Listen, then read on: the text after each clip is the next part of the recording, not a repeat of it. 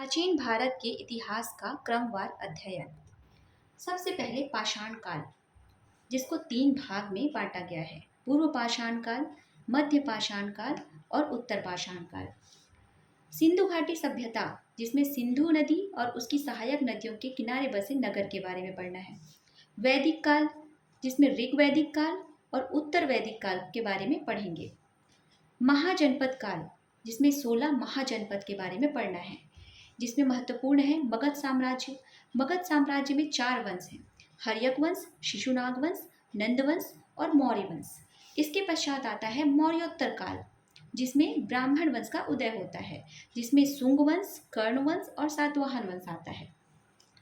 तत्पश्चात होता है विदेशी आक्रमण, जिसमें फारसी, यूनानी, यवन, पहलव, शक, कुषाण आक्रमण होता है।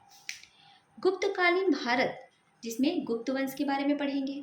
इसके बाद आता है गुप्तोत्तर काल। इसमें पुष्यभूति वंश, पल्लव वंश, चालुक्य वंश, राष्ट्रकूट वंश या गुर्जर प्रतिहार वंश और पाल वंश के बारे में पढ़ेंगे। इसके पश्चात राजपूत काल, जिसमें सोलंकी वंश, गढ़वाल वंश, चौहान वंश, तोमर वंश, परमार वंश, कारकोट वंश, उत्पल, लोहार, सेन वंश, चंदेल वंश, कलचुरी वंश और गंग वंश के बारे में पढ़ेंगे। इसके पश्चात दक्षिण भारत में संगम काल का उदय होता है, जहाँ चेर, चोल और पांड्य नामक 3 वंश आते हैं। Thank you.